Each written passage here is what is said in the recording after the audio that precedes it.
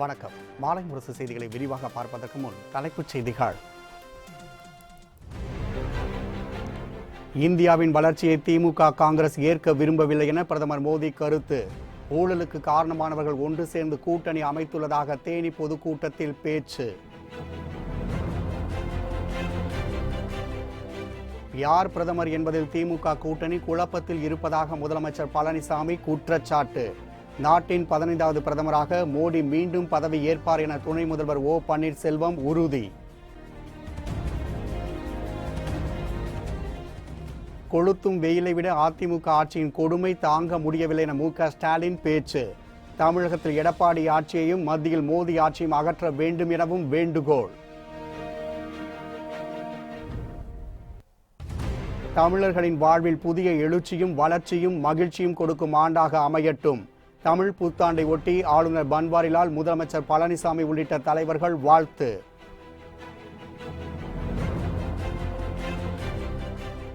ஜாலியன் வாலாபாக் படுகொலை 100வது நினைவு தினத்தை ஒட்டி அமிர்தசரஸில் ராகுல் காந்தி மரியாதை. நாட்டின் முன்னேற்றத்திற்கு மேலும் கடுமையாக உழைக்க உத்வேகம் அளிக்கும் சம்பவம் என பிரதமர் மோடி கருத்து. எம்ஜிஆர் மற்றும் ஜெயலலிதாவால் மக்கள் வறுமையிலிருந்து மீண்டதாக பிரதமர் மோடி தெரிவித்தார். தேனியில் அதிமுக கூட்டணி வேட்பாளர்களை ஆதரித்து நடைபெற்ற பிரம்மாண்டமான பொதுக்கூட்டத்தில் தமிழில் புத்தாண்டு வாழ்த்துக்களை தெரிவித்து பிரதமர் மோடி தனது உரையை தொடங்கினார். அப்போது பேசிய அவர், வெயிலின் தாக்கத்தை விட இங்கு கூடியிருக்கும் மக்களின் உற்சாகம் அதிகமாக உள்ளதாக தெரிவித்தார். ஜாலியன் வாலாபாக் தியாகிகள் ஏற்றி வைத்த ஜோதியை நாம் என்றும் நினைவு கூற வேண்டும் என்று தெரிவித்தார். எம்ஜிஆர் மற்றும் ஜெயலலிதாவால் ஏழை மக்கள் வறுமையிலிருந்து வெளிவந்ததாக கூறிய அவர், புதிய இந்தியாவை நோக்கி நாம் சென்று கொண்டிருப்பதாகவும் காங்கிரஸ் மற்றும் திமுகவுக்கு இந்த வளர்ச்சி பிடிக்கவில்லை என்றும் பிரதமர் மோடி உரையாற்றினார். ஒவ்வொரு இந்தியனும் தலை நிமிர்ந்து நடப்பதற்கும் நாடு பாதுகாப்பாக இருப்பதற்கும் மோடி பிரதமராக வர வேண்டும் என முதலமைச்சர் எடப்பாடி பழனிசாமி தெரிவித்தார். தேனி மாவட்டம் கரிசல்பட்டி விளக்கு பகுதியில் அதிமுக கூட்டணி சார்பில் மாபெரும் தேர்தல் பிரச்சார பொதுக்கூட்டம் நடைபெற்றது. மதுரை, தேனி, திண்டுக்கல், பெரியகுளம் தொகுதி வேட்பாளர்களை ஆதரித்து நடைபெற்ற இந்த கூட்டத்தில் பிரதமர் மோடி பங்கேற்றார். இதில் முதலமைச்சர் எடப்பாடி பழனிசாமி, துணை முதலமைச்சர் ஓ பன்னீர்செல்வம், மத்திய அமைச்சர் பொன் ராதாகிருஷ்ணன், தேமுதிக பொருளாளர் பிரேமலதா விஜயகாந்த், பாமக தலைவர் ஜி.கே. மணி உள்ளிட்ட அதிமுக கூட்டணி கட்சியினர் மற்றும் ஏராளமான தொண்டர்கள் பங்கேற்றனர். நிகழ்ச்சிக்கு வருகை புரிந்தவர்களை துணை முதலமைச்சர் ஓ பன்னீர்செல்வம் வரவுரையாற்றினார். அப்போது பேசிய அவர், மோடி ஒரு கம்பீரமான பிரதமர் என்றும் அவர் மீண்டும் நாட்டின் 15வது பிரதமராவார் என உறுதிபட தெரிவித்தார். காவிரி, கோதாவரி நதிகள் 60,000 கோடி ரூபாய் செலவில் இணைக்கப்படும் எனவும் அவர் கூறினார். காங்கிரஸ் ஆட்சியின் போது அதனை தட்டி கேட்கும் தெம்பும் திராணியும் திமுகவுக்கு இருக்கவில்லை என்றும் அவர் குற்றம் சாட்டினார். 2004 முதல் 2014 வரை 10 ஆண்டுகள் காங்கிரஸ் கூட்டணி ஆட்சியில் அங்கம் வகித்த திமுக தமிழர்களின் ஜீவாதார பிரச்சனையான காவிரி விவகாரத்திலும் இந்த பகுதியின் உயர் பிரச்சனையான முல்லை பெரியார் பிரச்சனையிலும் தமிழக விவசாயிகளுக்கு சாதகமாக ஒரு துரும்பையாவது கிள்ளி போட்டார்களா? இல்லை, துரோகம் தான் செய்தார்கள். தாங்கள் அங்க வைத்த மத்திய அரசை தட்டி கேட்கும் தெம்பே திராணியோ திமுகவிடம் இல்லை. தமிழகத்திற்கு ஏராளமான நன்மைகளை மாண்புமிகு அம்மாவுடைய அரசை செய்திருக்கின்றோம், தொடர்ந்தும் செய்து வருகின்றோம். தமிழக மக்களின் கோரிக்கையை ஏற்று தமிழகத்தின் தண்ணீர் தேவையை வெகுவாக ஈடு செய்ய கோதாவரி ஆற்று நீரை கிருஷ்ணா நதி நீரோடு இணைத்து அதனை காவேரியுடன் இணைத்து 60,000 கோடி ரூபாயில் திரு மோடிஜி அவர்களது அரசு மாபெரும் திட்டம் ஒன்றை வகுத்திருக்கிறது. ஆகவே மிக பிரகாசமான எதிர்காலம் தமிழகத்தை நோக்கி காத்திருக்கிறது. பின்னர் பேசிய தமிழக முதலமைச்சர் எடப்பாடி பழனிசாமி, திமுக கூட்டணியிலே இருக்கின்ற கட்சிகள் குழப்பத்தில் உள்ள கட்சிகள் என தெரிவித்தார்.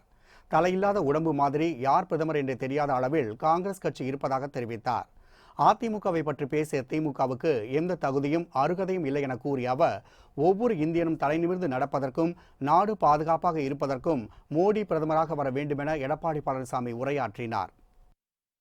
திராவிட முன்னேற்ற கழக தலைவர்களே, நான் கேட்பதெல்லாம், உங்கள் கூட்டணியிலே அமைக்கப்பட்ட கட்சி குழப்பத்திலே இருக்கின்றது.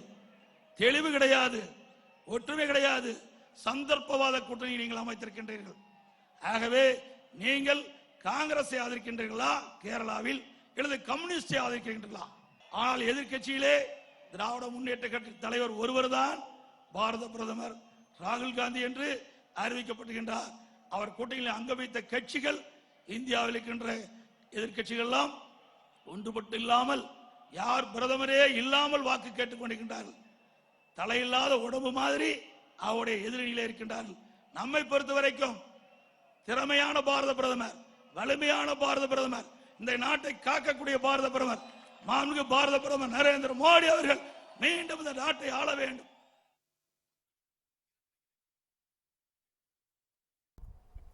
கொளுத்தும் வெயிலின் கொடுமையை விட அதிமுக ஆட்சியின் கொடுமையை தாங்க முடியவில்லை என திமுக தலைவர் மு.க. ஸ்டாலின் தெரிவித்தார்.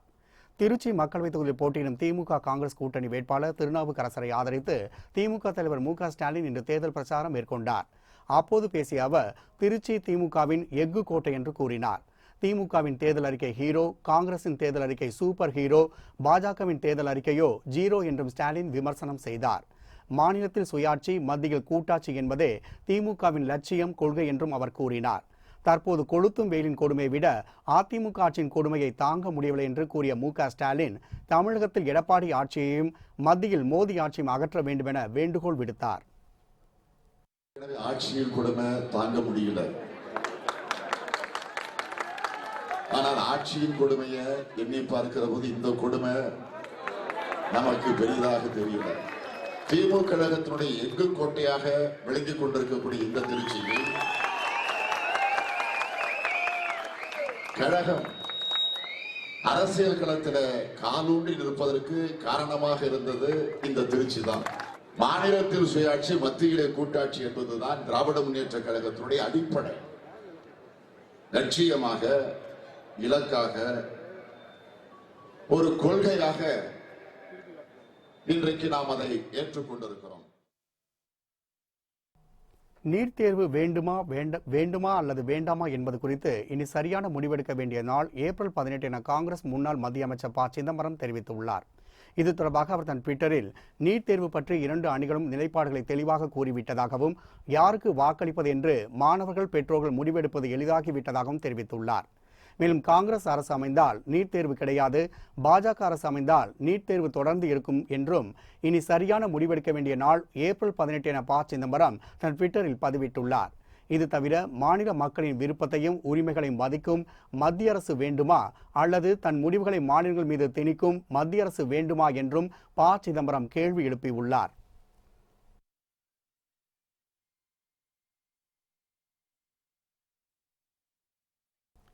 புதுச்சேரி மாநிலம் 2 சாமிகளால் மிகவும் பாதிக்கப்பட்டுள்ளதாக அம்மா மக்கள் முன்னேற்ற கழக துணை பொதுச் செயலாளர் தினகரன் விமர்சித்துள்ளார்.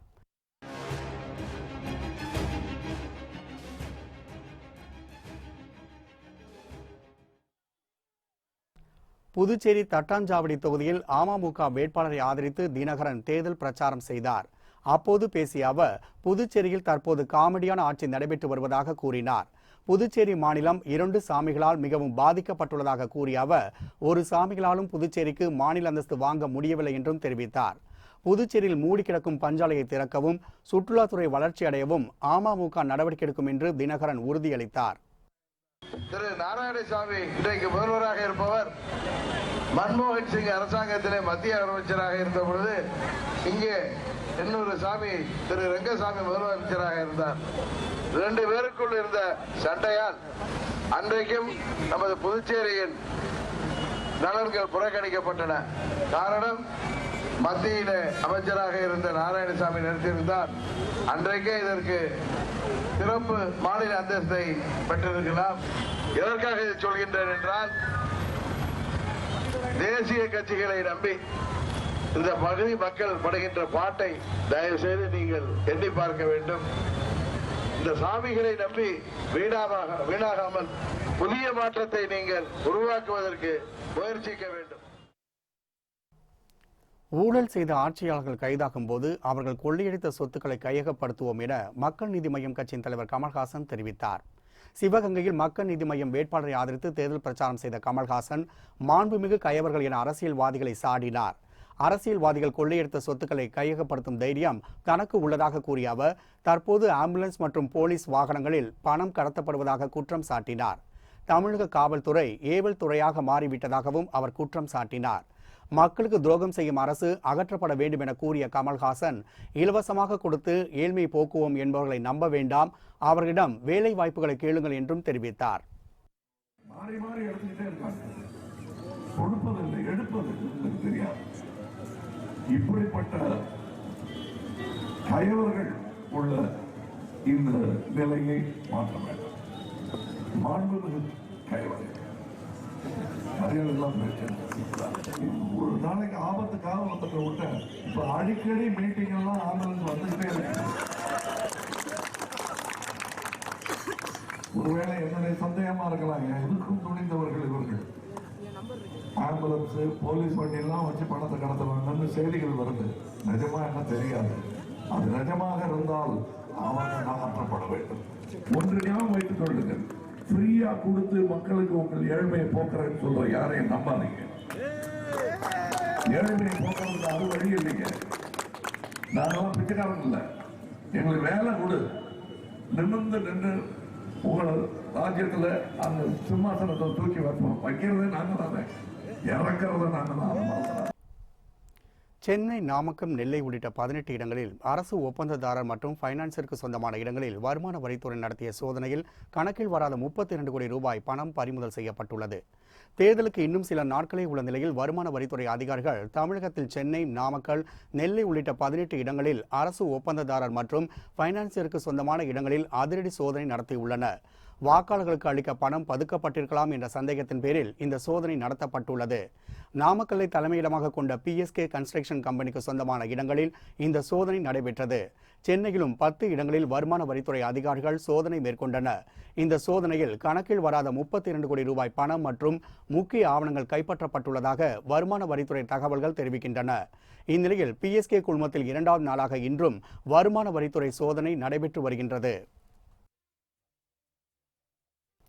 மக்களவைத் தேர்தலுக்கான பிரச்சாரத்தில் காங்கிரஸ் தலைவர் ராகுல் காந்தி பிரதமர் மோடிக்கு எதிராக உண்மைக்கு புறம்பான தகவல்கள் பரப்பி வருவதாக மத்திய அமைச்சர் நிர்மலா சீதாராமன் குற்றம் சாட்டியுள்ளார். பிரதமர் மோடி ஒரு திருடன் என ரஃபேல் போர் விமானம் தொடர்பான வழக்கில் உச்சநீதிமன்றம் கூறாததை ராகுல் காந்தி பொய்யாக பிரச்சாரம் செய்து வருகிறார் என பாஜக குழு தேர்தல் ஆணையத்தில் புகார் தெரிவிக்கப்பட்டுள்ளது.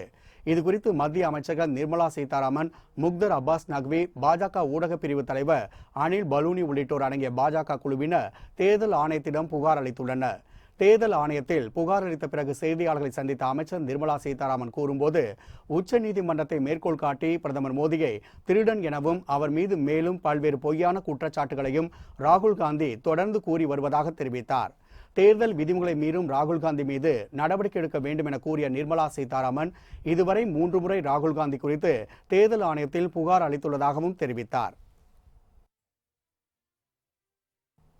தமிழ் புத்தாண்டை முன்னிட்டு தமிழ் மக்களுக்கு ஆளுநர் பன்வாரிலால் புரோஹித் மற்றும் தலைவர்கள் வாழ்த்து தெரிவித்துள்ளனர். தமிழ் புத்தாண்டை முன்னிட்டு ஆளுநர் பன்வாரிலால் புரோஹித் வெளியிட்டுள்ள வாழ்த்துச் செய்தியில், மலரும் இந்த புத்தாண்டு நம்பிக்கை, மகிழ்ச்சி அளிக்கும் ஆண்டாக அமையட்டும் என்றும், கலாச்சாரம், பாரம்பரியத்தை பிரதிபலிக்கும் வகையில் கொண்டாடப்படும் இந்த தமிழ் புத்தாண்டு பிரகாசமான எதிர்காலம் கொண்டதாக அமையட்டும் என்றும் வாழ்த்து தெரிவித்துள்ளார். உலகமெங்கும் உள்ள தமிழ் மக்களுக்கு உள்ளபூர்வமான தமிழ் புத்தாண்டு வாழ்த்துக்களை தெரிவித்துள்ள முதலமைச்சர் எடப்பாடி பழனிசாமி, இந்த தமிழ் புத்தாண்டு தமிழர்களின் வாழ்வில் புதிய எழுச்சியையும் வளர்ச்சியும் வழங்கும் ஆண்டாக மலரட்டும் என்று வாழ்த்து தெரிவித்துள்ளார். மதிமுக பொதுச் செயலாளர் வைகோ வெளியிட்டுள்ள வாழ்த்துச் செய்தியில், தமிழ் மண்ணுக்கு புது பொலி ஊட்டிட கடமை ஆற்றுவோம், களத்தில் வெற்றி காண்போம் என்றும், தமிழ் மக்களுக்கு சித்திரை முதல் நாள் வாழ்த்துக்கள் என்றும் குறிப்பிட்டுள்ளார். ஜாலியன் வாலாபாக் படுகொலை மனித நாகரிகத்தின் மீது படிந்த ஒரு கறை என்றும், உயிர்நீத்த தியாகிகளுக்கு நாம் மரியாதை செலுத்துவோம் என்றும் குடியரசுத் தலைவர் ராம்நாத் கோவிந்த் தெரிவித்துள்ளார். ஜாலியன் வாலாபாக் படுகொலை 100ஆண்டு நினைவினை ஒட்டி உயிர்நீத்த தியாகிகளை நினைவு கூர்ந்து குடியரசுத் தலைவர் ராம்நாத் கோவிந்த் தன் ட்விட்டர் பக்கத்தில் பதிவு வெளியிட்டுள்ளார். அதில் 100 ஆண்டுகளுக்கு முன் நமது சுதந்திர போராட்ட தியாகிகள் ஜாலியன் வாலாபாக்கில் உயிர் தியாகம் செய்தனர். அது ஒரு கொடூரமான படுகொலை, மனித நாகரிகத்தின் மீது படிந்த ஒரு கறை என்றும் குறிப்பிட்டுள்ளார். அந்த தியாக தினத்தை ஒருபோதும் மறக்க முடியாது என குறிப்பிட்டுள்ள அவர், உயிர் நீத்த தியாகிகளுக்கு நாம் மரியாதை செலுத்துவோம் என தன் ட்விட்டர் பக்கத்தில் தெரிவித்துள்ளார். ஜாலியன் வாலாபாக் படுகொலையில் உயிர்ந்தவர்களின் தியாகம் ஒருபோதும் மறக்கப்படாது என பிரதமர் மோடி தெரிவித்துள்ளார். ஜாலியன் வாலாபாக் சம்பவத்தின் 100ஆண்டு தினம் அனுசரிக்கப்படுவதையொட்டி பிரதமர் மோடி தன் ட்விட்டரில், ஜாலியன் வாலாபாக் படுகொலையில் உயிரிழந்தவன் தியாகம் ஒருபோதும் மறக்கப்படாது என குறிப்பிட்டுள்ளார்.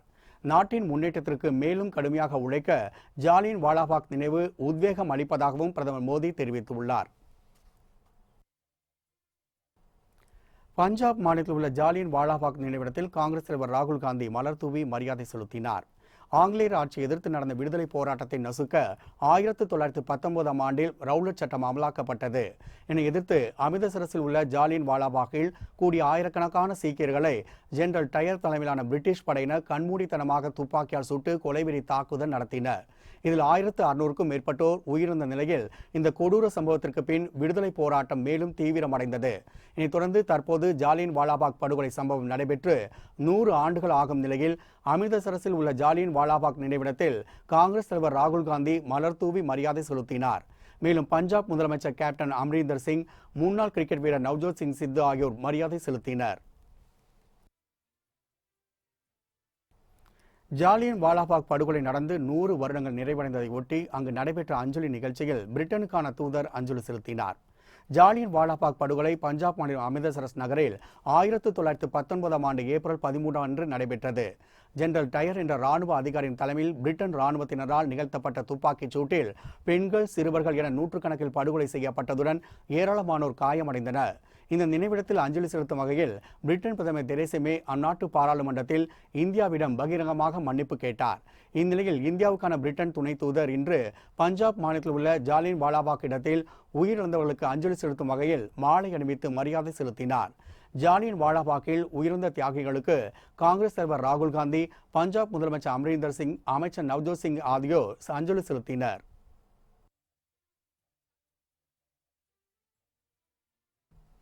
புத்தம் புதிய செய்திகள் அவ்வப்போது முழுமையாக மாலை முரசு தொலைக்காட்சி வழங்கும். இணைந்திருங்கள் மாலை முரசு தொலைக்காட்சியுடன். வணக்கம்.